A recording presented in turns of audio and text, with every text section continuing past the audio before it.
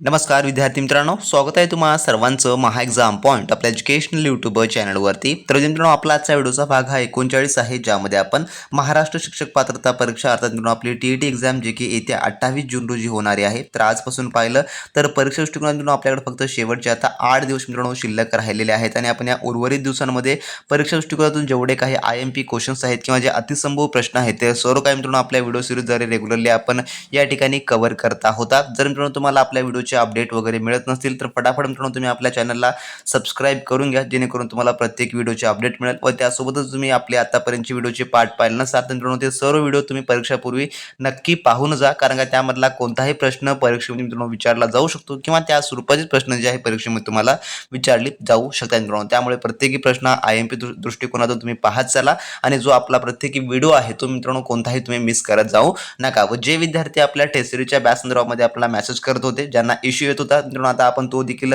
Issue आपण solve केलेला आहे। तर तुम्ही टेस्ट सिरीजची बॅच देखील आपली एनरोल करू शकता। डिस्क्रिप्शन बॉक्समध्ये आपल्या ऑफिशियल ॲपची लिंक आहे, त्यामध्ये आपण सविस्तरपणे तुम्हाला संपूर्ण पेपर फॉर्मॅट जो खराखोरा पेपर फॉर्मॅट असतो त्या पद्धतीने तुम्हाला सर्व काही आपण प्रश्न डिझाईन करून ठेवलेले आहे। ज्यांना 90+ स्कोर मिळवायचा आहे त्यांनी नक्की आपल्या टेस्ट सिरीजच्या मित्रांनो एक वेळेस व्हिजिट करा। तर आजच्या व्हिडिओमध्ये मित्रांनो आपण स्पेशली हिंदी सब्जेक्ट घेऊन आलेलो आहे, जे की बऱ्याच विद्यार्थ्यांचे कमेंट्स येत होते की त्यांना हिंदी ग्रॅमरवरचा स्पेशली डेडिकेटेड व्हिडिओ पाहिजे। त्यामुळे आपला आजचा व्हिडिओ हा हिंदी ग्रॅमर आधारित आहे आणि हिंदी ग्रॅमरचे जे क्वेश्चनचं स्वरूप असणार आहे तो सेम टू सेम या स्वरूपातच असणारा आहे मित्रांनो। त्यामुळे काळजीपूर्वक पहा, प्रत्येकी प्रश्न या ठिकाणी मी तुम्हाला समजावून सांगण्याचा परिपूर्ण प्रयत्न केलेला आहे मित्रांनो। यामधला प्रश्न या ठिकाणी पहिला काय म्हणतो पहा, निम्न शब्दों में से कृदंत शब्द कोणसा है। तर कृदंत शब्द या ठिकाणी कोणता आहे असं म्हटलेलं आहे। तर कृदंत शब्द कशाला म्हणतात हे तुम्हाला आधी माहिती असणे इम्पॉर्टंट आहे। तर ज्या शब्दाची निर्मिती धातूच्या शेवटी प्रत्यय लागून होतो त्यांना कृदंत शब्द असं जे आहे ते म्हणतात। म्हणजे की क्रियेच्या मूळ रूपाच्या जे काही शेवटी प्रत्यय लागून येतो ना त्याला जे आहे कृदंत शब्द असं जे आहे ते म्हणतात। तर आता यामध्ये यापैकी कोणता शब्द आहे मग, तर यापैकी जो कृदंत शब्द आहे तो आहे पर्याय नंबर 2 चा, म्हणजे की बैठक हा जो आहे कृदंत शब्द आहे। कस का, तर याला जे आहे प्रत्यय लागून आलेला आहे। तर कोणता प्रत्यय लागून आलेला आहे, तर तो आहे क हा जो आहे प्रत्यय या ठिकाणी लागून आलेला आहे। येथे बैठ हा धातू असून त्याला क प्रत्यय लागून बैठक हा कृदंत शब्द बनलेला आहे। जर इतर आपण पर्याय पाहिलं ज्यामध्ये घरेलू, लडकपण, त्यानंतर मानवता या शब्दाला जे आहे थोडक्यामध्ये जे की कोणताही प्रत्यय लागून नाही आणि हे जे आहेत ते अनुक्रमे नाम आणि विशेषण जे की बनलेले आहेत। त्यामुळे पर्याय नंबर जे की याचं 2 हे उत्तर होणार असेल। त्यानंतरचा पुढचा प्रश्न असा आहे, निम्न में से क वर्ग के वर्णों का समूह कौन सा है। क वर्ग के वर्णों का कौन सा समूह है ये हमें यहाँ पूछा है।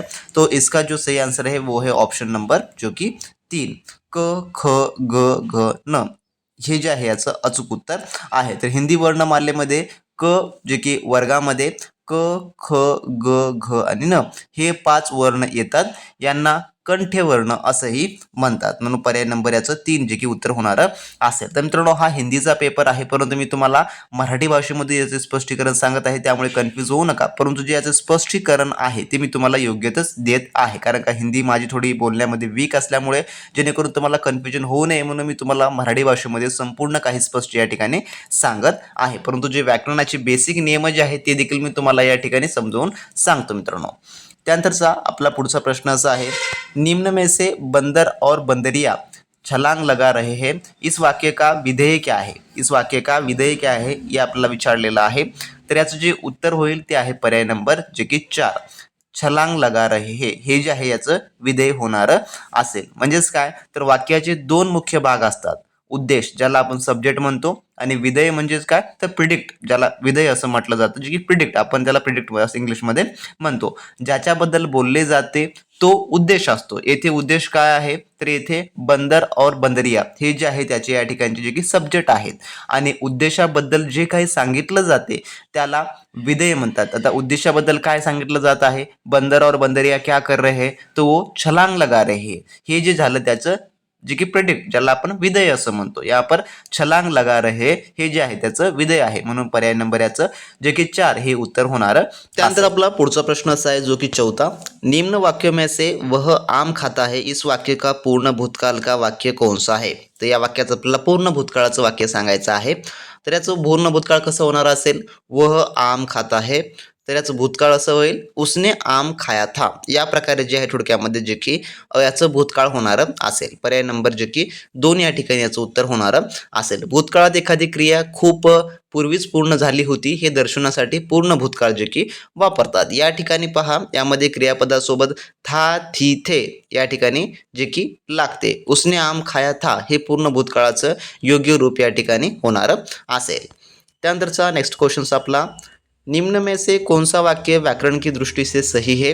यहाँ पर व्याकरणच्या दृष्टीने जे की योग्य आहे असं वाक्य, तर याचं उत्तर होईल पर्याय नंबर 2, पिताजी बाजार से सब्जी लाए. हे जे वाक्य आहे जे की व्याकरणदृष्ट्या एकदम बरोबर आहे. कारण का पिताजी हा आदरार्थी शब्द असल्याने क्रियापद अनेक वचनी जे की या ठिकाणी लाए असे लागते. तसेच लाना या अकर्मक आणि सकर्मक अपवाद क्रियामध्ये भूतकाळामध्ये ने प्रत्यय लागत नाही. त्यामुळे पर्याय नंबर 2 म्हणजे की आपलं हे वाक्य जे आहे जे की व्याकरणिकदृष्ट्या अगदी बरोबर आहे.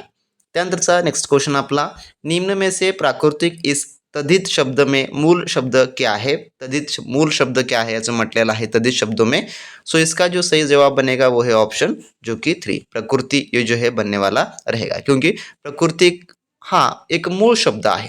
जेव्हा या शब्दाला एक हा प्रत्यय लागतो तेव्हा नियमानुसार पहिल्या अक्षराचा प्र जे की दीर्घ स्वर आणि प्रा हा होतो आणि प्राकृतिक हा तद्धित शब्द जो की तयार होतो. म्हणून पर्याय नंबर जे की 3 याचं उत्तर होणार असेल. त्यानंतरचा पुढचा प्रश्न, शिकायती पत्र को निम्न में से क्या कहते हैं. शिकायती पत्र याला जे आहे काय म्हटलं जातं, तर कोणत्या प्रकारचं हे पत्र आहे, तर याचं उत्तर आहे पर्याय नंबर 1 जे की हे औपचारिक पत्र आहे. हे शिकायती पत्र जे की फॉर्मल लेटर आहे. पर्याय नंबर याचं 1 उत्तर होतं. तर शासकीय कार्यालय, संस्था किंवा अधिकाऱ्यांच्या व्यावसायिक किंवा अधिकृत कामासाठी लिहिले जाणारे जे पत्र आहे त्याला औपचारिक पत्र असतात. तक्रार निवारणासाठी लिहिलेलं शिकायती पत्र याच प्रकारामध्ये येतं थोडक्यामध्ये. त्यानंतर आपला पुढचा प्रश्न, निम्न में से मध्यकालीन कवि का नाम क्या है. मध्यकालीन कवी नाम क्या है, तर याचं उत्तर आहे पर्याय नंबर 1 जे की संत कबीर. संत कबीर हे हिंदी साहित्याच्या भक्ती काळातील, त्याला मध्यकाळ असं म्हणतात, तर मध्यकाळ अत्यंत प्रसिद्ध कवी आहेत. तर जे इतर आहेत निराला, दिनकर, नीरज हे आधुनिक काळातील कवी आहेत. म्हणून पर्याय नंबर याचं 1 या ठिकाणी उत्तर होईल. त्यानंतरचा नेक्स्ट क्वेश्चन आपला, निम्न में से यथाशक्ति शब्द किस समास का उदाहरण है. तर यथाशक्ति किस समास का उदाहरण है. सो इसका सही जवाब बनता है ऑप्शन 2, अवयय भाव समास. इसका जो है जे की बनता है म्हणजे अवयय भावचा हे बनणारं असेल. ज्या समासाचं पहिलं पद प्रधान आणि अवयय असते त्याला अवयय भाव समास असं म्हणतात. तर यथाशक्तीचा विग्रह जर केला आपण शक्ती के अनुसार असा होतो. येथे यथा हे अवयय आहे. म्हणून पर्याय नंबर याचं जे की 2 उत्तर होणारं असेल. त्यानंतरचा पुढचा प्रश्न, निम्न में से बच्चों तुम मेरे साथ आओ इस वाक्य का रचने के अनुसार भेद कौन सा है. त्याचा भेद ओळखायचा आहे आपल्याला. तर याचं उत्तर आहे पर्याय नंबर 4 जे की सरल भेद हे जे आहे ते होणारं असेल. ज्या वाक्यात एकच मुख्य उद्देश आणि एकच मुख्य विधेय असते त्याला सरल वाक्य म्हणजे की सिंपल सेंटेन्स असं म्हणतात. हे वाक्य रचनेनुसार सरल वाक्य आहे. अर्थानुसार हे आज्ञार्थक आहे पण प्रश्नात रचना के अनुसार विचारलेलं असल्यामुळे पर्याय नंबर याचं जे की 4 हे जे आहे ते उत्तर होणारं असेल मित्रांनो. जर मित्रांनो तुम्ही अजूनही टीईटी एक्झामच्या परिपूर्ण ए टू झेड तयारीसाठी आपली असलेली स्पेशली टेस्ट सिरीजची बॅच जर मित्रांनो तुम्ही एनरोल केला नसाल तर वेळ न वाया घालवता लगेच मित्रांनो व्हिडिओ डिस्क्रिप्शन बॉक्समध्ये आपल्या ऑफिशियली ॲपची मित्रांनो लिंक दिली आहे. त्यामधून तुम्ही मित्रांनो आपली संपूर्ण काही स्पेशली टीईटी एक्झाम 2026 साठी असलेली टेस्ट सिरीज बॅच मित्रांनो एनरोल करू शकता. ज्यामुळे तुम्हाला परिपूर्ण मित्रांनो ए टू झेड तयारी आपण करून घेतलेली आहे. ज्यामुळे तुम्हाला मार्केटमधलं कोणतंही महागडं कोर्स जॉईन करण्याची गरज पडणार नसेल किंवा मित्रांनो तुम्हाला महागडे बुक्स देखील घेण्याची गरज पडणारी नसेल. यामध्ये तुम्हाला परिपूर्ण नवीनतम आपल्या टीईटी अभ्यासक्रमावर आधारित सर्व टेस्ट मिळणार असतील. त्यामुळे तुम्हाला जो पेपर फॉर्मॅट आहे फुल लेंथ टेस्टचा ज्यामध्ये तुम्हाला 150 प्रश्न 150 गुणाची परिपूर्ण आपण त्या ठिकाणी तयारी करून घेणार आहोत. ज्यामध्ये तुम्हाला लेवल वाईज व टॉपिक वाईज संपूर्ण सराव चाचण्या आपण उपलब्ध करून दिल्या आहेत. अचूक उत्तर पत्रिका व सर्व काय आपण त्यामध्ये स्पष्टीकरण तुम्हाला ऍड करून दिलेलं आहे. त्यासोबतच टाइम मॅनेजमेंट अँड अॅक्युरसी ज्यासाठी देखील तुम्हाला परिपूर्ण यामध्ये मदत होणारी आहे. तर परीक्षेपूर्वी जर तुम्हाला आत्मविश्वास वाढवायचा असेल आणि जर तुम्हाला 2025 च्या एक्झाम मध्ये काही कमी गुणामुळे तुमचं जर मित्रांनो चान्स हुकला असेल तर मित्रांनो यावेळेची तुमची तयारी ही परफेक्ट असणं अतिशय इम्पॉर्टंट आहे. त्यामुळे तुमच्यासाठी आपण ही टेस्ट सिरीजची बॅच रिलीज केलेली आहे. तर ही टेस्ट सिरीज बॅच कोणाकोणासाठी उपयुक्त आहे तर टीईटीच्या संपूर्ण जे फ्रेशर असतील किंवा ज्यांनी रिसेंटली एक्झाम दिला असेल अशा दोन्ही विद्यार्थ्यांकरता मित्रांनो ही बॅच उपयुक्त आहे. यामध्ये तुम्हाला संपूर्ण काही पीवायक्यूचे जेवढे काही रिपीट झालेले क्वेश्चन आहेत ते देखील आपण ऍड करून दिलेलं आहे. तर ज्यांना ही प्रथम प्रयत्नामध्ये चांगल्या प्रकारे परीक्षा उत्तीर्ण करायची आहे त्यांनी वेळ न वाया घालवता लगेच व्हिडिओ डिस्क्रिप्शन बॉक्समध्ये आपल्या ऑफिशियल ॲपची लिंक दिलेली आहे, त्यावर तुम्ही क्लिक करा.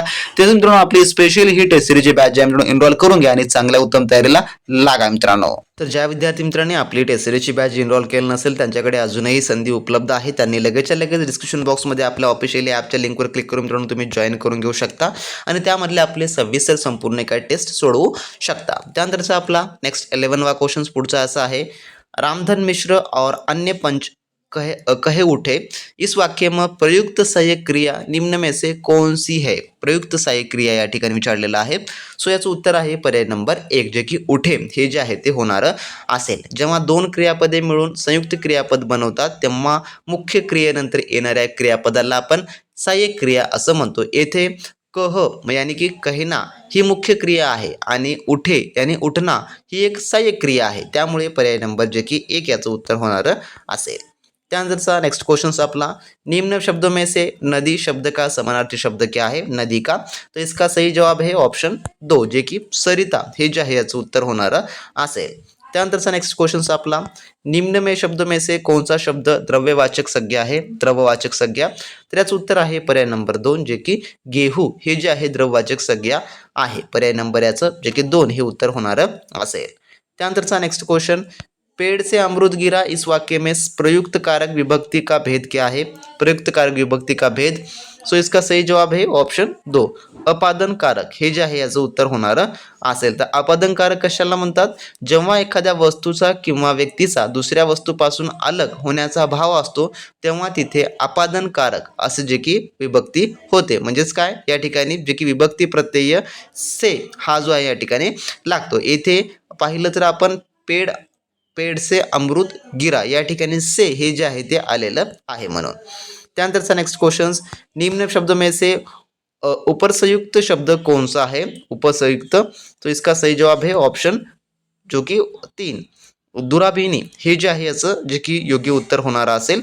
तर दुराभिमानी हा शब्द आहे. तर या शब्दामध्ये दूर हा उपसर्ग मूळ शब्द अभिमानाला लागलेला आहे आणि ई हा प्रत्यय त्याला आलेला आहे. तर दूर अधिक अभिमान अधिक ई याला सर्व मिळून काय दुराभिमानी हा जो शब्द जो आहे की तयार झालेला आहे. म्हणून पर्याय नंबर याचं 3 जे की उत्तर होणारं असेल. त्यानंतरचा नेक्स्ट क्वेश्चन, निम्न में से चूहा दौड़ा दौड़ा पर्वत के पास पहुंचा, इस वाक्य में प्रयुक्त अव्यय का भेद कौन सा है. त्याच्यामध्ये आपल्याला जो की ओळखायचा आहे.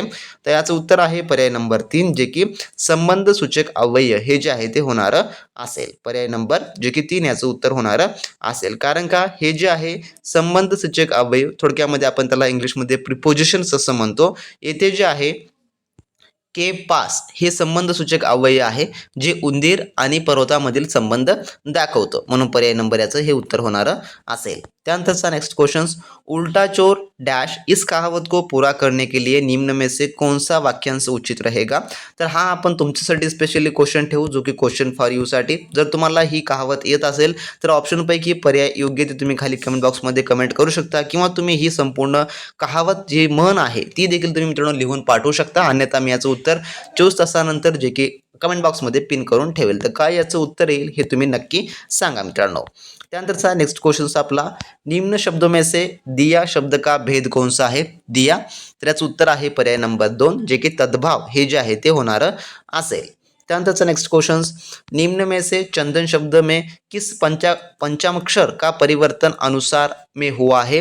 याचं उत्तर आहे पर्याय नंबर जे की 4 न याचं जे आहे थोडक्यामध्ये झालेलं आहे.